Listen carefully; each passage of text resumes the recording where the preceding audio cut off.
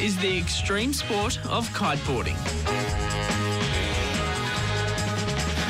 Trav, what are the conditions like today? Conditions are good. We've got 15 to 20 knots from the southwest and a bit of cross-onshore direction, so yeah, perfect to learn how to kiteboard. Okay, do the equipment you use, does that change depending on the conditions? Yeah, it certainly does. The smaller the person, the smaller the kite, and it also depends on how strong the wind is. So the higher the wind, the smaller the kite, the lighter the wind, the bigger the kite. Right, okay. What about wind direction? Is that important? Wind direction is very important in kiteboarding. When you're first learning, you're pretty well looking for the cross-onshore conditions. So basically, if the wind's blowing onto the beach, it's quite good to learn how to kite. Safer. Much safer. Travis has been kiteboarding for 14 years, so he's a pretty good teacher for a newcomer like me. And today's conditions, apparently, are favourable. How am I going to do this? How am I going to learn?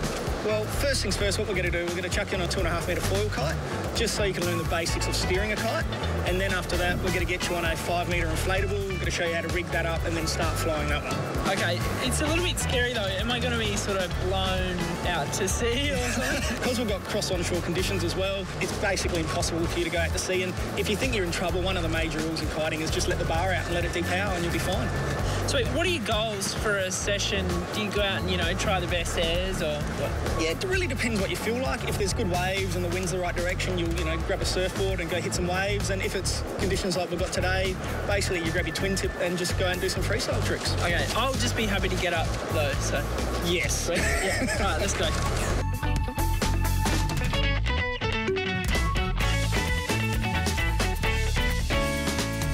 The sport requires loads of upper body strength and hand-eye coordination in order to control the blowing kite. And it's super hard to get used to, even with this 2 metre practice kite. That's that to feel. You can feel the power in it, okay? Yeah, oh yeah. After swapping to the 5 metre kite and getting in the zone, Trav and I do a practice body drag in the water so I can get used to the feeling. Then we grab the board and it's crunch time. Trav says that it's quite rare to get up and ride on the first lesson, but I'm so keen to have a crack.